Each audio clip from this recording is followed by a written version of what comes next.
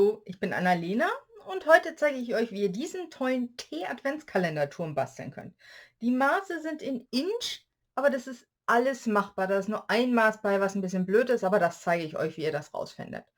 Ihr findet die Maße aber auch alle unter dem Video, damit ihr das alles in Ruhe nachbasteln könnt. Und bevor wir loslegen, zeige ich euch heute noch meinen kleinen Helfer. Wartet, ich muss mal die Kamera kippen. No, Lilly.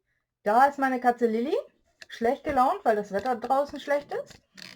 Aber immerhin hat es heute mal ins Bild geschafft. So, jetzt stellen wir die Kamera wieder ein. So. Nochmal. So. So. Und ich würde sagen, dann legen wir auch los. Ihr seht, ich habe für meinen Prototypen wieder altes Papier verwendet.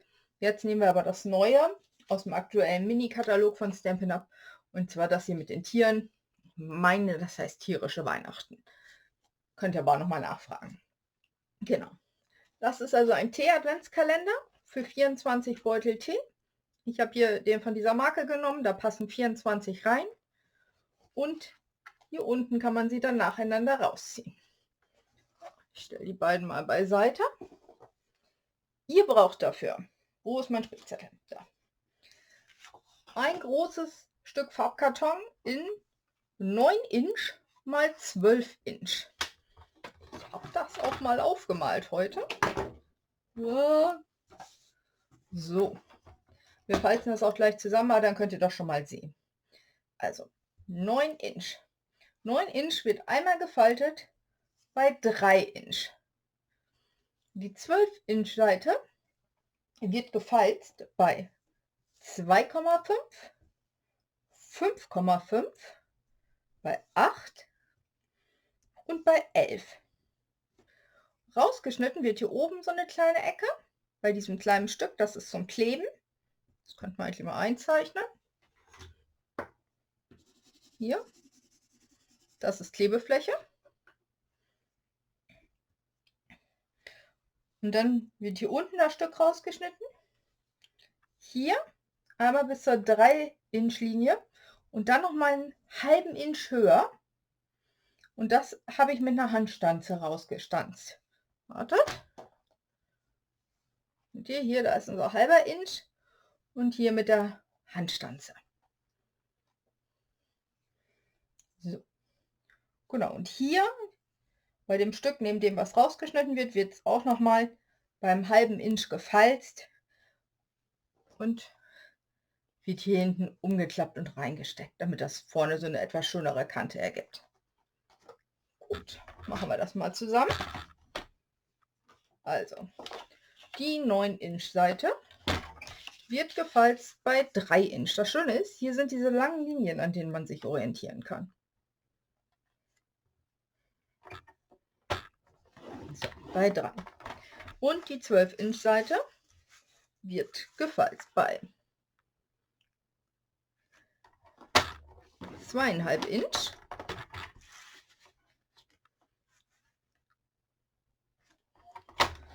5,5 Inch, das größer machen hier, 8 Inch und bei 11 Inch. Ihr seht, da bleibt am Ende nur noch ein Inch über zum Kleben. So. Dann war es das auch schon erstmal fürs Falzbrett. Legen wir mal beiseite. Und dann schneiden wir das hier exakt nach unserer Vorlage aus. Ich habe gelogen, ich brauche das Falzbrett gleich doch nochmal, aber erstmal kann es ein bisschen beiseite. So. Haben wir hier die Klebelasche. Hier unten werden alle Linien eingeschnitten erstmal. Könnt ihr auch mit dem Falzbrett machen. Geht genauso gut. Ich mache es jetzt hiermit. Genau, so, wir gucken nach unserer Vorlage. Seht ihr, passt genau drauf. Das Stück will also noch raus. Das nehmen wir schon mal beiseite. Zack. So. Und das möchten wir hier noch haben. Also nehmen wir doch noch mal unser Falzbrett.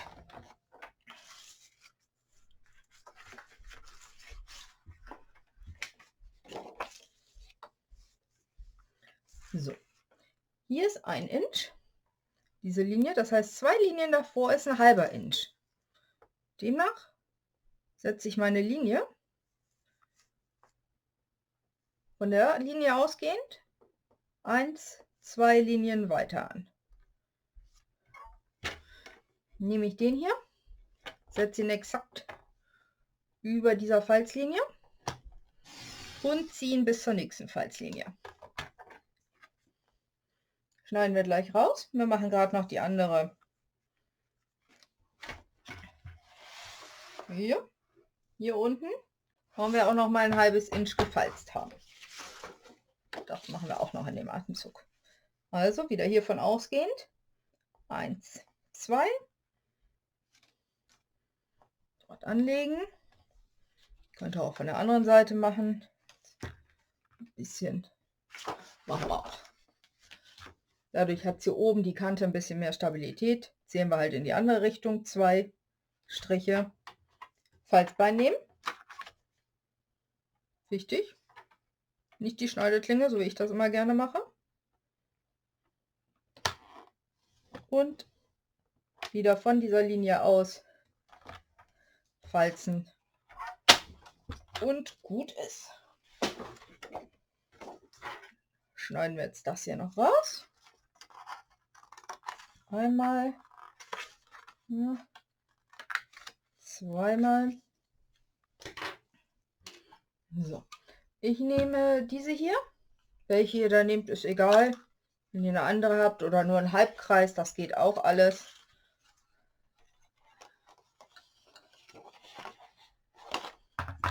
Was ist wieder? So. Einmal falzen. Die uns gleich aus dem Weg sind. Wisst ihr was? Ich habe Quark erzählt. Ich habe gar nicht diese hier genommen. Ich habe nämlich diese hier genommen. Die andere ist nämlich viel zu breit hier. Seht ihr? Die hier ist praktischer. So, und damit ich auch sehe, hier passt er nämlich perfekt zwischendurch. So, ich setze es dann da an. Damit dieser Bogen hier ist, aber das ist ja jedem selbst überlassen.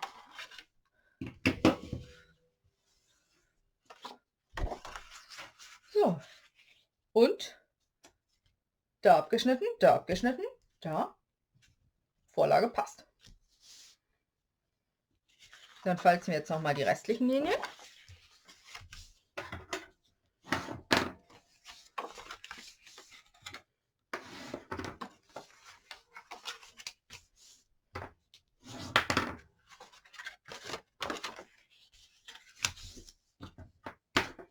Und damit ist das Grundgerüst für den Turm auch schon fertig. So. Also gucken, in welche Richtung. Wenn wir uns ja nach innen klingen. Das ist hier, das kommt dieses hier, ist 2,5 Inch. Ich mache mal Licht an. Eigentlich gehofft, ich könnte so auf Licht verzichten. Ja, und es flackert, das lassen wir mal. Also, das hier ist 2,5 Inch. Und damit das da hinterher passt, seitlich wird das auch noch mal geschnitten. So. Dann möchten wir das bekleben. Ich habe das schon mal vorgeschnitten, damit das nicht so lange dauert. Aber wie gesagt, die Maße habt ihr dann ja auch hinterher unten drunter. Ihr braucht Farbkarton in 2 größere Stücke, also 2 breitere Stücke, einmal für Vorderseite und für die Rückseite und 2 gleiche für hier. Das hier ist 2,3 mal 4,3 Inch. Das ist 2,3 mal 5,3 Inch. Und die beiden sind etwas schmaler. Die sind 2,1 Inch mal 5,3 Inch. Und da wir das Ganze ja nicht nur in Rot haben wollen, sondern hier auch noch so ein bisschen verziert. Ja. Mal alle drauf.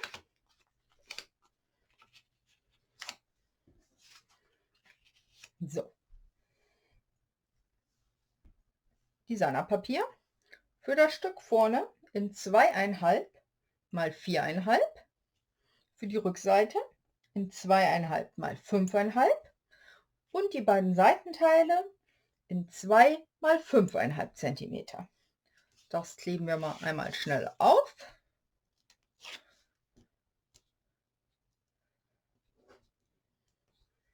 Oh, meine Katze ist nach wie vor missmutig und starrt aus dem Fenster. Mal sagen, ihr drittes Frühstück hatte sie heute schon. Scheint ihr nicht gefallen zu haben. Muss sie aber durch. So. Dann hat man hier nämlich immer so einen kleinen Rand. Man kann das in unterschiedlichen Designerpapieren machen. Ich habe mich jetzt für eins entschieden, dass das rundum gleich aussieht. Aber kann man hier oben nach der Kante gucken.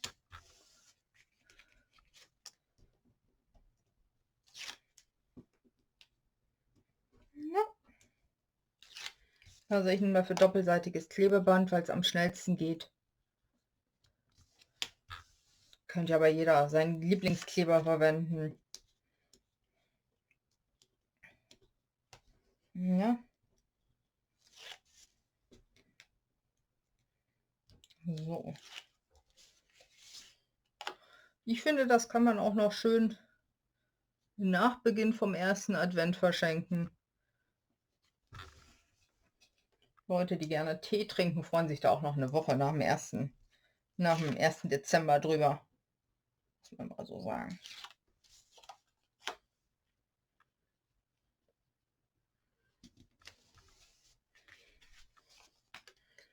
So.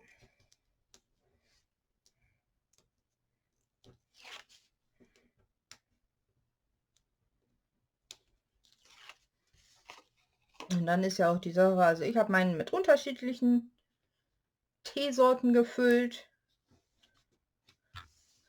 Meine Mama war da ganz begeistert von und hat dann auch gleich ihren Freundinnen welche davon geschenkt. Würde ich euch ja gerne mehr zeigen, aber die sind schon wieder alle weg. Einfach unheimlich beliebt bei Teetrinkern. So.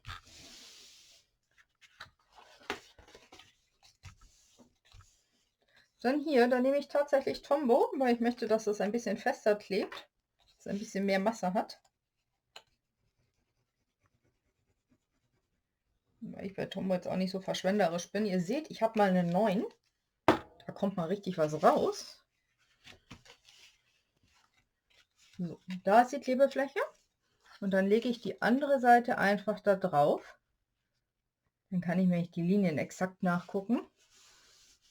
Feststreichen und den Turm einmal klappen. Also hier ist unsere Klebekante. Einmal klappen und nochmal feststreichen. Dann ist der schon fertig. So, dann müssen wir den hier unten noch fertig machen.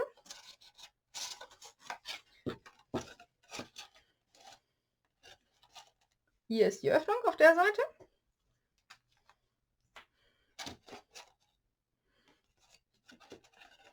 Dann mache ich hier einmal Tombow drauf. Was sagte ich? Ich habe einen frischen. Na doch. Einmal die andere Seite drauf geklappt. Und praktischerweise haben wir hier vorne so ein Ingriffsloch. Können wir das einmal schon so ein bisschen festdrücken. Und dann kommt das ja noch. Und dann machen wir das hier vorne auch noch schon gleich das kleine Stück mit. Aber das kleben wir gleich erst das einmal drüber. Dann drehe ich immer das Ganze um und nehme mein Falzbein und streiche und stocher so ein bisschen von innen darin rum, damit das fest wird. Dann haben wir hier vorne noch diese Klebekante und die drücken wir jetzt einfach hier vorne rein. drücken, dass die hier auch so schön um die Ecke kommt. So, ein bisschen ordentlich festdrücken. Da gehe ich auf jeden Fall auch noch mal mit dem Falzbein hier unten drüber, damit das ordentlich festklebt. So.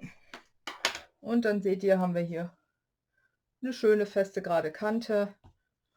Und der Turm an sich ist schon fertig. Soll aber ja noch einen Deckel kriegen.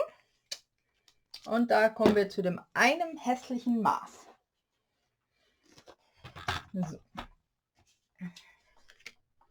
Das hier, gucke ich auf meinen Spickzettel, ist 5 Inch mal 4,5 Inch.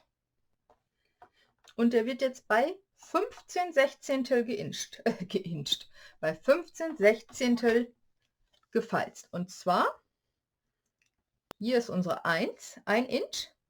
Und das ist exakt der eine kleine Strich davor. Das mal hoch. So, fokussiert die Kamera, ja. Also ihr legt es am besten bei da 1 Inch an.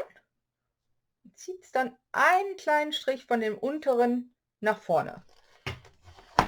Ihr seht, das hier sind meine Falzlinien. Das ist einfach gleich, um den Deckel zu falzen. Heute war ich schlau genug. Ich habe meinen Deckel vorher beklebt. Sonst vergesse ich das schon mal ganz gerne. Aber ihr braucht für den Deckel, den habe ich jetzt nur in einfach gemacht.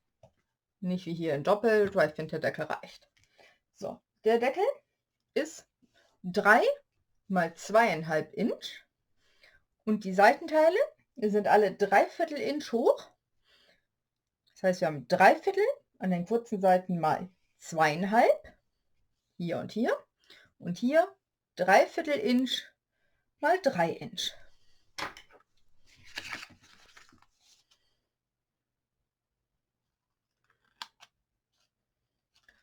Dann schneiden wir den hier noch so ein. Das kann man machen, wie man möchte. Ich mache das inzwischen in dieser Windmühlen-Rundrum-Technik, sage ich mal. Auf jeden Fall hier kleine Flügelchen schneiden.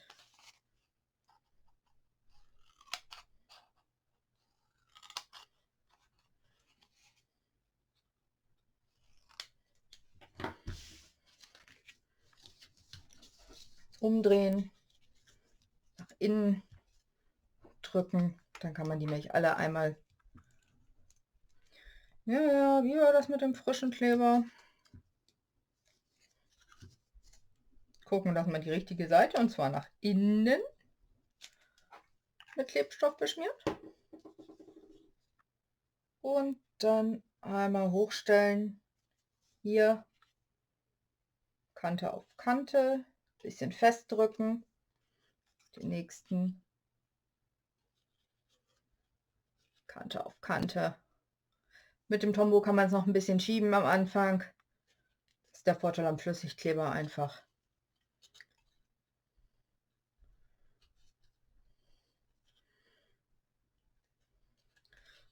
So.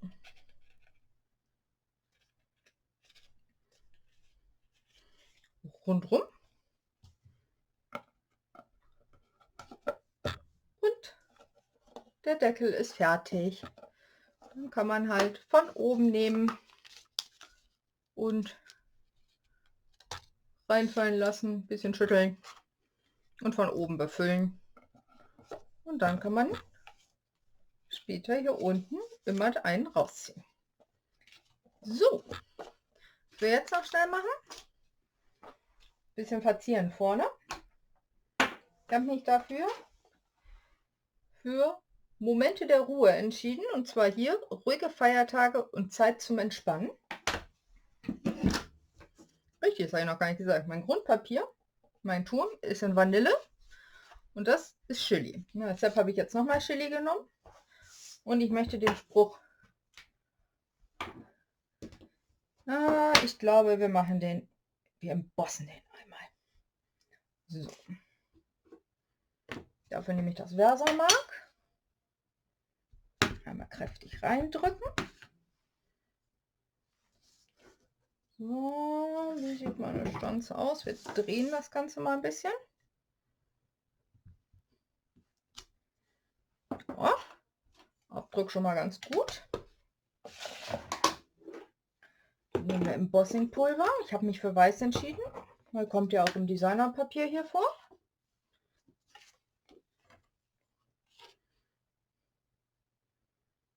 So, einmal drüber streuen. Abklopfen und habe ich jetzt nicht so schön. Da seht ihr, ist noch so eine kleine Linie. Kann man jetzt noch einmal wegmachen, damit das gleich nicht so sich mit reinfrisst. So, und ich habe alles vorbereitet. Nur den Föhn habe ich vergessen.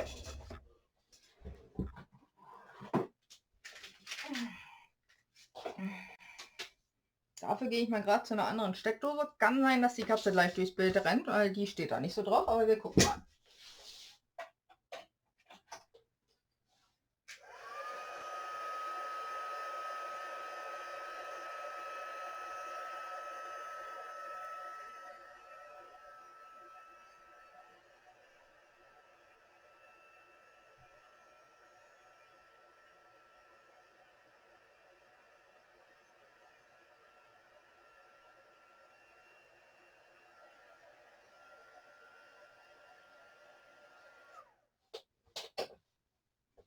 Okay.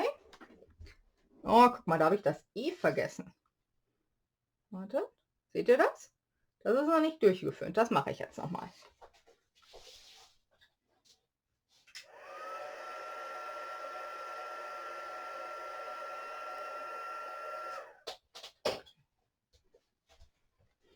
So. Ich finde das mit der embossten Schrift sehr schön. Das sieht ziemlich edel aus, finde ich. Und dann nehme ich hier diese Handstanze wieder, die wir schon hierfür genutzt haben. Richte mir das hier mittig aus. So.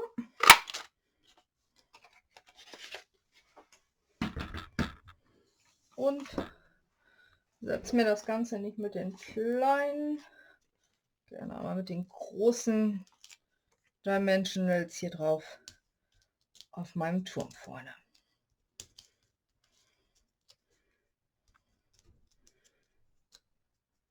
Dann sind wir auch schon quasi fertig.